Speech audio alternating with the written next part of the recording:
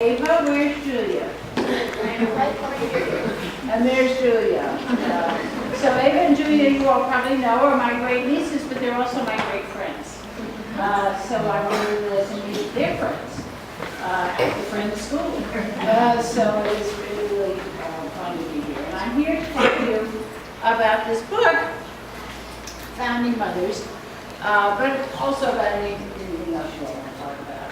But I want to know, when you look at pictures, say of the Declaration of Independence or the Constitution, any of those things, when you look at those pictures, is anything missing? No. All the women are missing. All the what? The women. The women. In fact, when you look at any of those pictures in history books, do you see any women?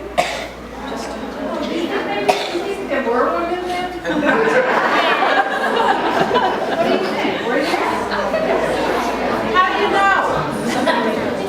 Somebody tell me how you know there were women then. Okay, go ahead. Yeah, you. No, you were not. If there were no women, then none of the men would be there.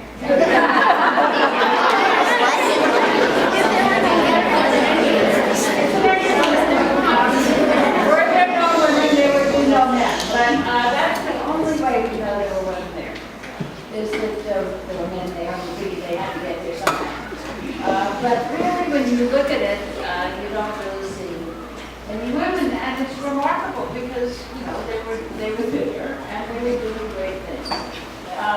Can anybody tell me anything about Benjamin Franklin? No, not grown up. Yeah. He invented the lightning rod. He did have a lightning rod where he found electricity. Yeah, go ahead. Yes, a bridge named after Philadelphia. Say again. Yes, a bridge named after What is it? He has a bridge named He has a bridge named after Philadelphia. That's true. Yeah. Signed the Declaration of He signed the Declaration of Independence. He actually got right. Yeah. He found out how lightning was electric. Right, he did electricity. President Lewis carpet vision. What was it? What was that? President Lewis carpet vision. No. Oh, no, wait, Jerry. No, he was no. No, that was way off.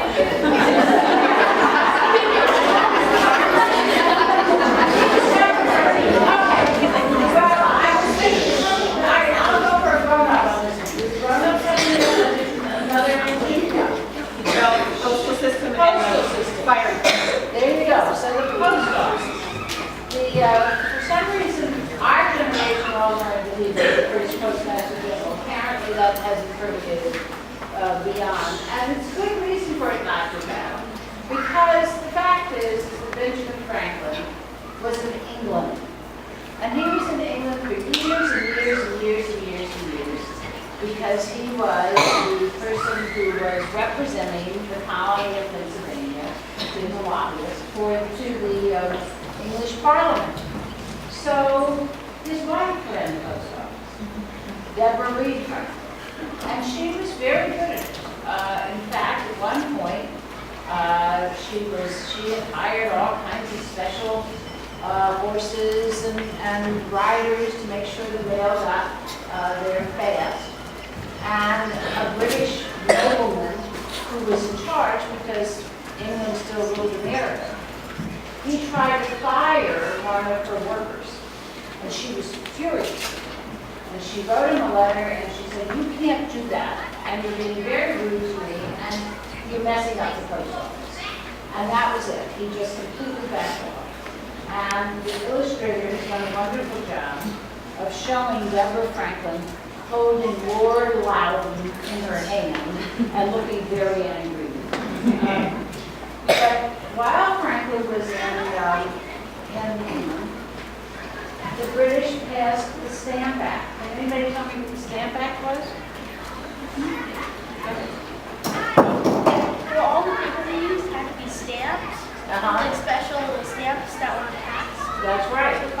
That's exactly right. So anything they used, the paper, all kinds of things, the paper especially, had to be stamped, and the stamps were taxed. They had to pay a tax.